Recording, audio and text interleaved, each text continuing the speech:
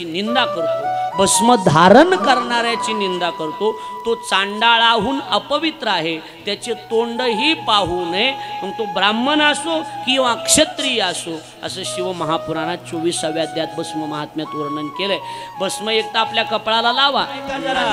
आरत्यावाल्याने नीट ऐका, 4:30ला येऊन बसतात, 4च्या टायमिंगला जरा अगोदर येत जा ऐकायला.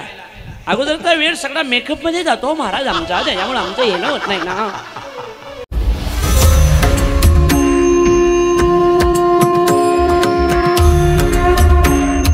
दिवस ते पाप तुमच्या घरात राहत असतं मांसाहार करणाऱ्याचे. 21 दिवस. तुम्हाला वाटतं रात्री काला आंघोळ केली की झाले, आंघोळ केल्यावर काही 21 दिवस लागतात त्याला सगळं शरीराच्या बाहेर निघायला. लक्षात येते माझं बोलून? आता तरी सुधरा, आता तरी बदला. कथा कीर्तन ऐकत असाल, एवढा मोठा खर्च जर आपण करत असाल तर माझी विनंती आहे की आपण बदललं पाहिजे, आपण सुधारलं पाहिजे. एक मुद्दा ऐका तुमच्यासाठी. तुम्ही म्हणाल आम्ही मांसाहार नाही, आपल्याकडे करत नाही. ठीक आहे, नाही नसू द्या. मांसाहार नसेल कदाचित, मद्यपान नसेल कदाचित, पण आपलं वागणं सुद्धा आता बदललं पाहिजे. जे असेल मागं जे झालं असेल त्याबद्दलचा विचार आता करायचा नाही. आता चिडचिड करायची नाही, रागराग करायचा नाही. ज्यावेळेला राग येईल, ज्यावेळेला काही चिडचिड होईल, त्यावेळेला श्री शिवाय नमस्तुभ्यम, श्री शिवाय नमस्तुभ्यम, श्री शिवाय. आपल्याकडे मंत्र होता ना तो विशालदादा, आपल्याकडे घराला लावायलाच देऊ यांना एक आहे का? हां, उद्या आहे म्हणे, उद्या असा मोठा मंत्रच आहे. काही जरी अडचण आली तरी तो मंत्र वाचायचा, बस तुम्ही शांत होऊन जाणार. आहे का तुमच्याकडे? आहे का? उद्या येणार आहेत, बरोबर आहे का नाही? कुबेरेश्वर धामहून बोलवलं आहे त्यांनी. ते सुंदर आहे, सगळ्यांनी घराला लावण्यासाठीचे अतिशय सुंदर आहे. भजन झालं, काही भांडण झालं, घरामध्ये काही अडचणी आल्या तर शांत राहायला शिकायचं. शांत. शिवकथा आपल्याला हे शिकवते. शिवकथा नीट लक्ष द्या माझ्याकडे, इकडे बघा. महत्त्वाचं सांगायला इकडे तिकडे बघतात, इकडे बघा, माझ्याकडे लक्ष द्या. ह्या गरजेच्या गोष्टी तुमच्या महत्त्वाच्या आहेत. अरे या भाऊनी यांनी सगळेजण, मामा भाऊ, ही सगळी सरपंच, हे सगळे, ही बिडगर कंपनी असेल, ही आपली सगळी मंडळी असतील, एवढं अन्नदान करतात, एवढं पंक्ती घालतात, एवढा मोठा खर्च आहे, 5-10 लाखाचा मंडप असेल हे, बरोबर आहे का नाही? एवढा मोठा खर्च आहे आपला, कशासाठी करता हा? पैसे जास्त झाले म्हणून नाही. आपल्या गावातले 4 लोक तरी बदलले पाहिजे. आपल्या गावातल्या 4 लोकांची तरी भावना बदलली पाहिजे. विचार बदलण्यासाठी कथा असते दादा. कथा टाइमपास म्हणून कधी ऐकायची नसते. इथं तुम्ही येतायत, एवढा वेळ काढून येताय, याचा अर्थ तुम्हाला काही काम नाही असं थोडंच आहे. तुमच्या पाठीमागे भरपूर काम आहेत, पण ते काम सोडून जर या कथा मंडपामध्ये 3 तासाचा वेळ तुम्ही घालवत असाल तर मला असं वाटतंय त्याचं सुद्धा काहीतरी चीज होणं ही गोष्ट गरजेची असेल. काहीतरी बदल झाला पाहिजे, काहीतरी सुधारणा झाली पाहिजे ना. आम्ही म्हातारपणात भजन करू, आम्ही नंतर कथा ऐकू, आम्ही उद्या येऊ असं म्हणता काही थोबाटोंड्या अजून घरीच आल्याच नाहीत मंडपात. उद्या बघू म्हणणार. 4 दिवस झाले तरी त्यांना मर्यायचा गोळा उठला नाही अजून इकडे यायला म्हणतात. सांगा बरं, खरंय का खोटे? माझं सांगा ना, खरंय का खोटे? सांग. गावात एवढेच लोक असतील का? सांगा. अजूनही लोक असतील ना, बाहेर गावून लोक येतात, पण इथले काही लोक इथं येत नाही. सगळ्यांनी आलं पाहिजे, सगळ्यांनी ऐकलं पाहिजे. गंगा आहे दादा, ही गंगा, याच्यात न्हावून घेतलं पाहिजे. आणि काल तर श्रावण मासाला प्रारंभ झाला आहे, आणि श्रावण मासामध्ये तुम्हाला एक कथा ऐकायला मिळणं, याच्यापेक्षा मोठं सद्भाग्य कोणते? सांगा. याच्यापेक्षा मोठं सद्भाग्य कोणतं? आणि ती महादेवाची कथा आपल्याला ऐकायला मिळते. हे आपलं परम भाग्य आहे. हे आपल्यासाठी अतिशय महत्त्वाची गोष्ट असेल दादा. लक्षात द्या. श्रावण मासामध्ये महादेवाची कथा ऐकली, 1 दिवसाची कथा ऐकली, 2 दिवसाचं पुण्य प्राप्त होतंय. श्रावण मासामध्ये एकदा सिद्धेश्वराचं दर्शन घेतलं की 2दा दर्शन घेतल्याचं पुण्य आपल्या पदरात पडतंय. लक्षात येते माझं बोलणं? म्हणून या गोष्टी अति मोलाच्या आहेत, अति गरजेच्या आहेत, आणि त्या गोष्टी करणं ही गोष्ट अतिशय महत्त्वाची असेल दादा. शिवजीचा अभिषेक, शिवजीचा रुद्राभिषेक, रुद्राचा अभिषेक केला पाहिजे, बेलपत्रांना अभिषेक केला पाहिजे, दुधानं शिवजीचा अभिषेक केला पाहिजे. आपल्या जीवनामध्ये मालामाल करणारा या जगाच्या पाठीवर एकच देव आहे. त्या देवाचं नाव देवादिदेव महादेव. सगळ्या गोष्टी देऊन टाकीन, बरोबर आहे का नाही? म्हणून त्यांना दुधानं अभिषेक करा, त्यांना त्या ठिकाणी तुपानं अभिषेक घाला, दह्यानं अभिषेक घाला, पाण्यानं अभिषेक घाला, बेलपत्र महादेवाच्या पिंडीवर चढवा. अरे आपल्याला तर साक्षात शिवजीनं 2दा सर्पदर्शन झालंय की आपल्याला इथं झालंय का नाही? सांगा बरं. सर्पदर्शन झालंय म्हणजे महादेवाची आपल्यावर फार मोठी कृपा आहे. आपण ही कथा करतोय, आपण ही पूजा करतोय, ह्या अति मोलाच्या गोष्टी ते लक्षात ठेवा. श्रावण मास आणि श्रावण मासामध्ये त्यात उत्तम पुन्हा सोमवार आहे, पुन्हा सोमवार आहे. आपलं सद्भाग्य आहे की आपल्या कथेमध्ये श्रावण सोमवार सुद्धा शेवटच्या दिवशी आहे ना. आपला मंगळवारी काल आहे ना, आपला सोमवारी म्हणजे आपल्या कथा सांगतेच्या दिवशी त्या ठिकाणी महादेवाचा सोमवार सुद्धा आहे. आणि त्या दिवशी आपण याच सिद्धेश्वराचा अभिषेक सुद्धा करणार आहोत. या सिद्धेश्वराची पूजा सुद्धा आपण सगळे मिळून सिद्धेश्वराची पूजा करूया, सिद्धेश्वराचा अभिषेक करून ही कथा पूर्ण विराम करूया. म्हणजे अजूनही आपण सगळ्यांनी इथं बसून, सगळ्यांनी जागेवर बसून महादेवाची पूजा करायची, महादेवाचा अभिषेक करायचा. पार्थिव शिवलिंग आपण आज जर बनवत असाल तर आपण स्वतः शिवलिंग हातानं बनवायचं आणि ते इथं आणून सिद्धेश्वराच्या दरबारामध्ये ती कथा शेवटच्या वेळेला आपण ते सगळ्यांनी शिवजीचं पूजन करून मगच आपण त्या ठिकाणी ही कथा विराम घेणार आहोत. कारण पुन्हा हे पुण्य, पुन्हा हे सद्भाग्य आपल्या पदरात पडतं का नाही माहीत नाही. ते म्हणणार पुढच्या वर्षी आहे ना, अजून पुढच्या वर्षीपर्यंत तुमची गॅरंटी आहे का? का गॅरंटी आहे का पुढच्या वर्षीपर्यंत तुमची? पुढच्या सोमवारी बघू, पुढच्या सोमवारपर्यंत गॅरंटी नाही. अरे एका क्षणाची गॅरंटी नाही तर तुम्ही तर पुढच्या वर्षीच घेऊन बसला. एका क्षणाची गॅरंटी का तुमची? आहे का गॅरंटी? सांगा. काही गॅरंटी नाही, सेकंदाची नाही, क्षणभंगूर नाही भरवसा. फारे सावध तोडा मायाशा, काही न चले मग गळा पडेल फासा. पुढे हुशार थोर आहे सांगा. आलं लक्षात तुमच्या? आता लक्ष द्या माझ्याकडे, इकडे लक्ष द्या. म्हणून श्रावण सोमवारी म्हणजे 28 तारखेला कथा विरामाच्या वेळी आपण अर्धा तास अगोदर कथा सोडून शिवजीचा, सिद्धेश्वराचा सर्वजण जेवढ्या जोड्या येतील तेवढ्या जोडीनं आपण सिद्धेश्वराचा अभिषेक करणार आहोत. ही गोष्ट लक्षात ठेवा. आपण सर्वांनी त्या अभिषेकासाठी, त्या शिवजीच्या पूजेसाठी सर्वांनी त्या ठिकाणी पांढरे वस्त्र धारण करून आपण त्या ठिकाणी पूजा करणार आहोत. त्याची आपण काळजी घ्यावी. याच्या सूचना मी शेवटच्या आदल्या दिवशी आपल्याला परवा देईलच. तोपर्यंत माझ्याकडे लक्ष द्या. आपला मुद्दा एवढाच आहे की शिवजीच्या नामाचं महात्म्य, शिवजीच्या नैवेद्याचं महात्म्य, शिवजीच्या बेलाचं महात्म्य, हे एवढे महात्म्य आपण वर्णन केले, बरोबर आहे का नाही? आता याच्या पुढं अतिशय महत्त्वाचं आहे ते शिवजीचं भस्म महात्म्य. भस्म महात्म्य का वर्णन केलंय? आपण फेसबुकला, यूट्यूबला आणि इंस्टाग्रामला प्रकाश साठे ऑफिशियल आणि आमचे जय हो कीर्तन याच्यावर तुम्ही जाऊन बघा. रोजच्या दिवसाची अपडेट, रोज श्रावण शिवपाठ आपण प्रारंभ केला. श्रावण शिवपाठ रोज भस्म महात्म्य, कधी रुद्राक्ष महिमा, त्या ठिकाणी नैवेद्य महात्म्य, अशी रोज आपण त्या ठिकाणी हे महात्म्य प्रकरण अपलोड करत आहोत. आपण यूट्यूब, फेसबुक आणि इंस्टाग्रामवर तुम्ही प्रकाश साठे ऑफिशियल या चॅनलवर जा. आमचं जय हो कीर्तन या चॅनलवर लगेच मोबाईल घेऊन त्या मोबाईलमध्ये ते सबस्क्राईब केलं की रोजचे अपडेट आपल्याला मिळत राहतील. रोजच्या दिवसाचं श्रावणाचं काय महात्म्य, हे महात्म्य त्या ठिकाणी वर्णन केलं जाईल. अभिषेक तर आपण करणार आहोत. उद्या परवा आपल्याला ते श्री शिवाय नमस्तुमे हा मंत्र सुद्धा आम्ही त्या ठिकाणी देणार आहोत. ते सुद्धा आपण घेऊन जायचंय. कारण हीच वेळ आहे. बुढापा किसने देखा है. म्हातारपण कुणी बघितले आपल्या जीवनामध्ये? म्हातारपण येणार आहे का नाही? उद्याची गॅरंटी नाही दादा. काही लोक म्हणतील की महाराज आम्ही तुम्हाला पुढच्या वर्षी कथेला बोलू, आम्ही पुढच्या वर्षी कीर्तनाला बोलू, नाही आम्ही पुढच्या वर्षी देणगी देऊ, पुढच्या सोमवारी आपण. अरे पुढच्या सोमवारचं घेऊन काय बसलात? इथं हाच दिवस कडीला जाईल का नाही याचीच गॅरंटी नाही, तर पुढच्या सोमवाराचं काय घेऊन बसला? काय घेऊन बसला? क्या भरोसा इस जिंदगी का साथ देती नहीं किसी का, साथ देती नहीं, साथ देती नहीं, साथ देती नहीं किसी का.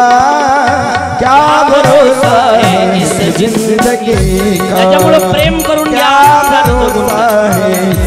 दुश्मनी ठेवू नका कोणाबरोबर जमत नसेल तर आज मिटून टाका ते भांडण. थोडं लहान बापाचं व्हा. क्या भरोसा है इस जिंदगी का. नवरा बायकोत भांडणं असतात, लगेच मिटून घ्यायचे असतात. आमच्या सुद्धा घरात भांडणं असतात, तुमच्या सुद्धा घरात भांडणं असतात.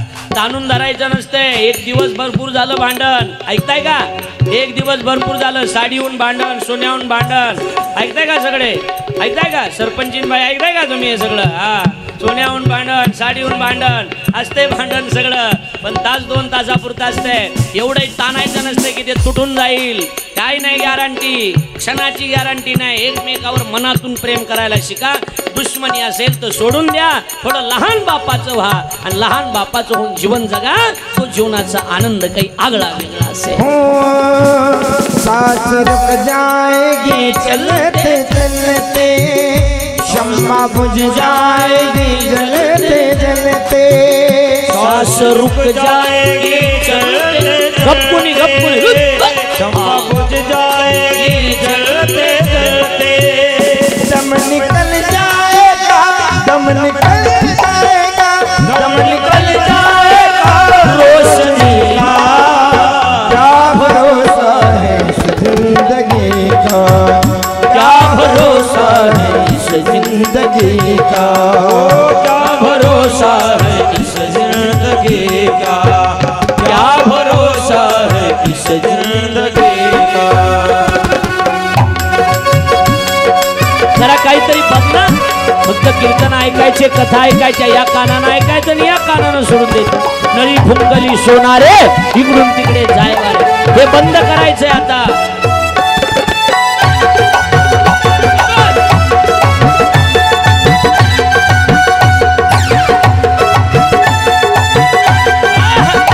आता तरी बदला, आता तरी सुधरा.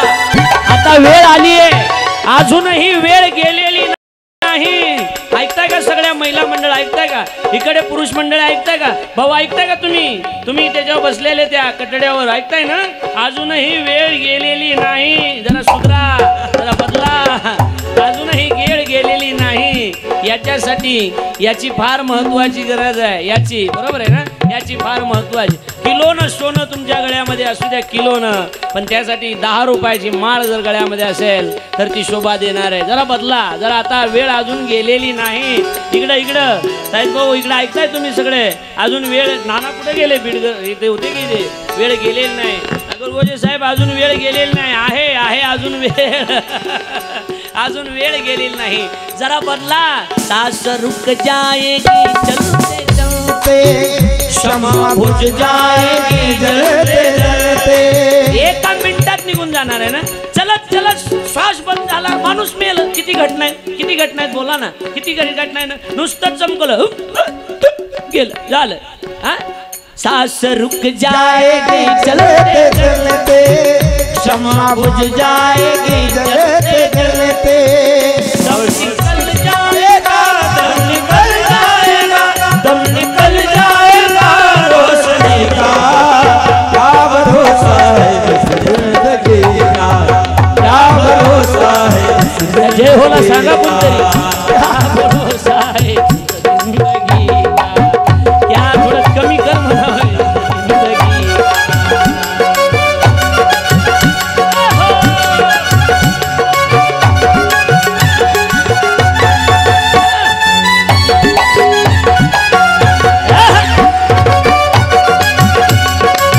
भोले बाबा की जय.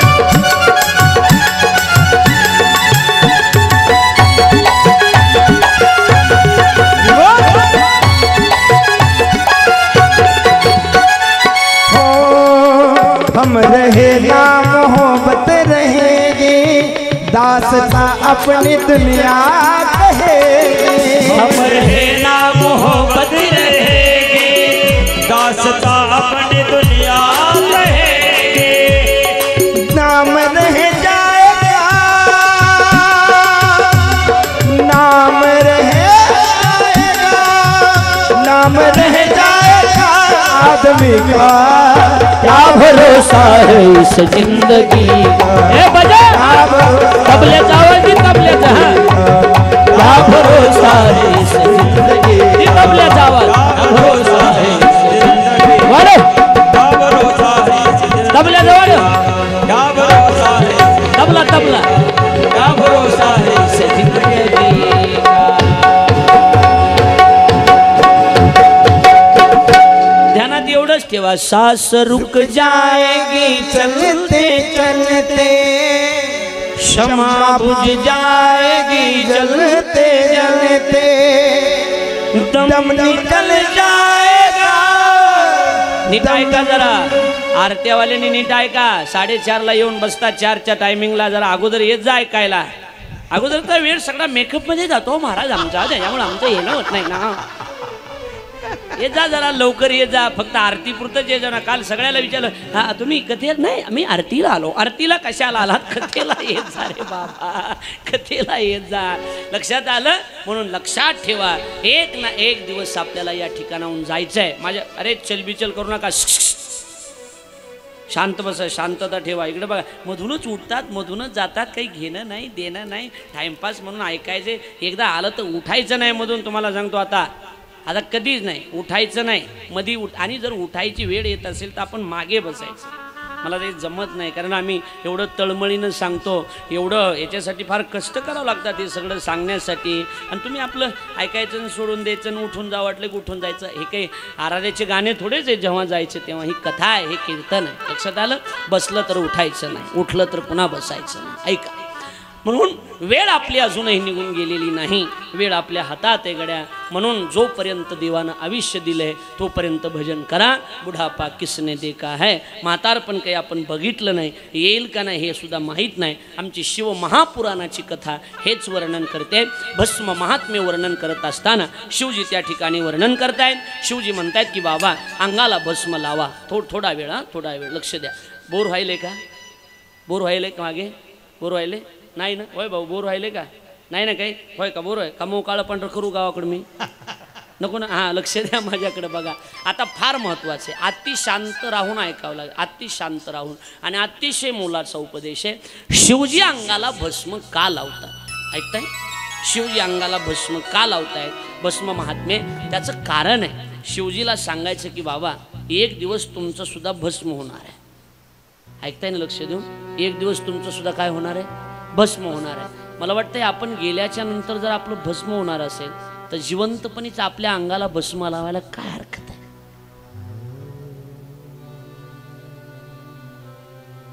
वारकरी संप्रदाय सांगतोय की आपल्या गळ्यात तुळशीची माला असावी. बरोबर आहे? शिवजी सांगतात की आपल्या गळ्यात भस्म असावं, आपल्या रुद्राक्ष असावं, भस्म असावं. असू द्या, असू द्या. मला वाटते तुळशीची माळही असली पाहिजे आणि भस्मही असलं पाहिजे. दोन्ही असेल तर अधिक उत्तम आहे महाराज, अधिक उत्तम आहे. दोन्ही असेल तर अधिक उत्तम आहे. भस्म आपल्याला आठवण करून देते की बाबा जरा लक्ष दे, जरा लक्ष दे. तू एवढी जी धावपळ करतो, एवढं जे, याचा अर्थ असा नाही बरं का की तुम्ही कष्ट केलं नाही पाहिजे. जरूर केलं पाहिजे, जरूर केलं पाहिजे, पण कष्टच केलं पाहिजे. लोकाचे मुंडके म्हणून नाही कमवलं पाहिजे. अनितीनं कमवलेलं धन तुम्हाला कधी सुख समृद्धी देणार नाही, पण नीतीनं कमवलेला पैसा आयुष्यभर तुमच्या सोबत राहिल्याशिवाय राहणार नाही. भस्मही असू द्या, ऐका थोडंसं, कपाळाला भस्म लावा, गळ्यात तुळशीची माळ असू द्या. का असू द्या महाराज माळ? का असू द्या महाराज भस्म? महापुराण असं वर्णन करताय. भस्म का असलं पाहिजे? त्याचं उत्तर आहे शेवटी आपलं भस्म होणार आहे, म्हणून अगोदरच आपल्या अंगाला आपण भस्म लावलं पाहिजे, एक उत्तर. आणि आपल्या गळ्यात माळ का असावी? माळ त्याचं कारण असं आहे, त्याचं कारण असं आहे तुळशीची माळ असली पाहिजे. का असावी तुळशीची माळ? त्याचं कारण आहे आपण मेल्याच्या नंतर कुणीतरी पाहुणे रावळे आपल्या तोंडामध्ये बोला ना तुळशीचे पानच टाकणार आहेत ना. मला असं वाटतंय लोक जर मेल्याच्या नंतर आपल्या तोंडात तुळशीचे पानं कोंबणार असतील तर आपण जिवंतपणीच आपल्या प्रपंचावर तुळशीपत्र ठेवायला काय हरकत आहे? काय हरकत? मेल्याच्या नंतर तर कुणीतरी घालणार. मला वाटतंय मेल्याच्या नंतर माळ नाही, त्यांच्या गळ्यात कोंबड्याचे पक घातले पाहिजे, कोंबड्याचे पक. असू द्या आई, महिला मंडळ तुमच्या गळ्यातही बऱ्याचदा माळ नसते. बरोबर आहे की नाही? माळ नसते आहे. आम्ही मंसार करत नाही, सगळं आहे, पण आमच्या गळ्यात माळ नाही. नसेल तर गळ्यामध्ये माळ असली पाहिजे. तुम्ही कुण्याही संप्रदायाची असू द्या, तुळशीची माळ तुमच्या गळ्यामध्ये असणं गरजेचं आहे. मंगळसूत्र आहे दादा, ते मंगळसूत्र आपण देवाचे आहोत याचा पुरावा आहे, तो पुरावा आहे आम्ही देवाचे आहोत म्हणून. बरोबर आहे? रुद्राक्षी आपल्या गळ्यामध्ये धारण करा, रुद्राक्षही आपल्या गळ्यामध्ये धारण करा. ज्याच्याकडं नाही त्यांना माझ्याकडून घेऊन जा. परवा मी देईल आपल्याला सगळ्याला कथेचा रुद्राक्ष आहे. रुद्राक्ष घेऊन जा, रुद्राक्ष गळ्यामध्ये धारण करा. रुद्राक्षाचा महात्म्य आता पुढच्या उद्याच्या कथेमध्ये येईलच. भस्म महात्म्य त्या ठिकाणी वर्णन करून सांगितलं. आपल्या अंगाला भस्म लावा. शिवजी अंगाला भस्म लावतात. कारण या शेवटी शिवजी म्हणतायत याची सुद्धा राख होणार आहे. याची जर राखच होणार असेल तर तुम्ही जिवंतपणे तुमच्या अंगाला राख लावा, तुमच्या अंगाला भस्म लावा. लक्षात येते माझं बोलणं? भस्म लावा. भस्म लावल्याच्या नंतर फार भस्माचं महात्म्य सांगितलं आहे. जो मनुष्य भस्मलेप व त्रिपुंड श्रद्धेने लावतो ना त्याच्या जीवनामध्ये सगळ्या गोष्टी शिवजी त्या ठिकाणी चारी पुरुषार्थ देत असतात. पण जो कोणी भस्माला नावं ठेवतो तो माणूस नरकाला गेल्याशिवाय राहणार नाही. शिवजीचा खरा भक्त जर ओळखायचा असेल तर महादेवाचा भक्त कधीच कुणाची निंदा करत नाही महाराज. महादेवाचा भक्त कधीच निंदा करत नाही. महादेवाचा भक्त नेहमी त्या ठिकाणी महादेवाची स्तुती करत राहतो. त्रिपुंड धारण करा, भस्म धारण करा. आणि नाही जर तुमच्याच्यानं भस्म धारण करता आलं तर कमीत कमी भस्म जो धारण करतोय त्याला तुम्ही नावं तरी ठेवू नका, त्याला तुम्ही वाईट तरी म्हणू नका, त्या लक्षात घ्या. म्हणून त्याला जो मनुष्य भस्म धारण करणाऱ्याची निंदा करतो, भस्म धारण करणाऱ्याची निंदा करतो तो चांडाळाहून अपवित्र आहे, त्याचे तोंडही पाहू नये. मग तो ब्राह्मण असो किंवा क्षत्रिय असो, असं शिवमहापुराणात 24व्या अध्यायात भस्म महात्म्यात वर्णन केलंय. भस्म एक तर आपल्या कपाळाला लावा आणि नाही लावणं झालं तर भस्म ज्यानं कपाळाला लावलंय त्याला कमीत कमी नावं तरी ठेवू नका. बोला ना, नावं तरी ठेवू नका. म्हणून सांगितलं ना, महादेवाचा भक्त कधीच त्या ठिकाणी निंदा करत नाही. श्रावण महिन्यामध्ये 5 गोष्टी अतिमोलाच्या आहेत. पहिली गोष्ट भगवान शिवजीचं दर्शन, दुसरी गोष्ट शिवजीच्या दरबारातल्या नंदीचं दर्शन, तिसरी गोष्ट शिवजीवर चढवलेल्या बेलपत्राचं दर्शन, बेलपत्राचं दर्शन, चौथी गोष्ट शिवजीला दाखवलेल्या नैवेद्याचं दर्शन. 4 गोष्टी झाल्या. आणि 5वी अतिशय मोलाची गोष्ट आहे ती म्हणजे शिवजीचा रुद्राक्ष आपल्या गळ्यामध्ये धारण करा. त्या 5 गोष्टी श्रावण महिन्यामध्ये जर केल्या तर कर दिया माला माल का शिवालोने, कर दिया माला माल का शिवालोने. देव तुम्हाला माला माल केल्याशिवाय राहणार नाही. या गोष्टी सातत्यानं तुम्ही करणं गरजेचं आहे. आपण सिद्धेश्वराच्या दरबारात राहतात. इथं तर परळीला आपण 12 ज्योतिर्लिंगापैकी एक ज्योतिर्लिंग त्याचं नाव वैद्यनाथ आहे. त्या ठिकाणी वैद्यनाथ भगवान या ठिकाणी वास्तव्य करतात. आपण परमपवित्र आहात आणि या दोन्हीच्या मध्यभागी आपण ही कथा श्रवण करत आहात. म्हणून आपल्या कपाळाला भस्म असू द्या. मी पहिल्या दिवशी सांगितलं भस्म लावून या. काही बायकांनी असं भस्म लावलं, टिकली लावल्यासारखं. अरे त्रिपुंड धारण करायचं. त्रिपुंड का लावायचं? त्रिपुंड म्हणजे एकट्या महादेवाचं नाही. शिवमहापुराण म्हणते त्रिपुंड, वरचं एक पुंड ब्रह्मदेव, मधली महेश आणि खालचे विष्णू आहेत. ब्रह्मा, विष्णू आणि महेश या तिन्हीलाही आपल्या कपाळावर धारण करणं म्हणजे भस्म आपल्या कपाळाला धारण करणं. एका देवाचं नाही, तिन्ही देवाचं मिळून ते भस्म असल्यामुळे आपण आपल्या कपाळाला भस्म लावा. आपण आपल्या अंगावर भस्म धारण करा आणि आपण आपल्या अंगावर भस्म धारण करून गळ्यामध्ये रुद्राक्ष धारण करा. रुद्राक्ष महिमाई उद्याच्या सत्रामध्ये आपल्याला सांगणार आहे. आणि श्री शिवाय नमस्तुभ्यम, श्री शिवाय नमस्तुभ्यम असं रोज 108 वेळा या मंत्राचा जाप करा. आपलं जीवन त्या ठिकाणी धन्य झाल्याशिवाय राहणार नाही. अरे शिवजी आपलं जीवन धन्य करतील. रावणाचं जीवन जिथं शिवजींनी धन्य केलं होतं तिथं आपलं जीवन का धन्य होणार नाही? सज्जनांनो, आपलंही जीवन धन्य त्याला पात्र होणार आहे. पण आपण ही कथा ऐकत असताना याच्यामध्ये या सगळ्या गोष्टी ठेवून ही कथा ऐका. अतिशय आनंदानं, अतिशय प्रेमानं ही कथा आपण ऐकत आहात. म्हणून भस्म महात्म्य आपल्या लक्षात आलं. आपल्या शरीराचं भस्म होणार आहे, शरीराचं भस्म होणार आहे. म्हणून आपल्या शरीराला भस्म लावा. मेल्याच्या नंतर पुन्हा कोण येणार आहे आपल्याला लावायला? सांगा ना, बरोबर आहे का नाही? म्हणून आपल्या कपाळाला भस्म लावा आणि आपलं जीवन धन्य करून घ्या अशी मी आपल्याला विनंती करतो. जवळजवळ बघता बघता 4 दिवस झाले. किती दिवस झाले? 4 दिवस झाले. आता उद्या 5वा दिवस आहे. 5वा दिवस म्हणजे शिवकथेतला अतिशय मोलाचा दिवस असतो. उद्याचा दिवस म्हणजे अतिशय महत्त्वाचा असतो. काय असतंय उद्या? उद्या अतिशय महत्त्वाचा दिवस आहे. कल क्या है तो कल त्या ठिकाणी कल मेरे भोले की शादी है, कल मेरे भोले की शादी है, कल मेरे भोले की शादी है, कल मेरे भोले की शादी है. हो ना हाथी है ना घोड़ा है, बस नंद की सवारी है. कल मेरे भोले की शादी है, कल मेरे भोले की शादी है, कल मेरे भोले की शादी है, कल मेरे भोले की शादी है. ना हाथी है ना घोड़े है, हाथी है ना घोड़े है, नंदी की सवारी है. कल मेरे भोले की शादी भोले की शादी है, कल मेरे भोले की शादी है। शाबाश हुआ. असं गाणं म्हणलं आम्ही मग. कल मेरे भोले की शादी है. उद्या शिव पार्वतीच्या विवाहाची कथा. महादेवा ज्याला माय नाही, ज्याला बाप नाही, त्याचं लग्न आहे उद्या. माये नाही, बापही नाही. शिवजीला माये नाही, शिवजीला बापही नाही, शिवजीला जन्मही नाही. जिथं जन्मच नाही तिथं मरणाचा विषयच येत नाही.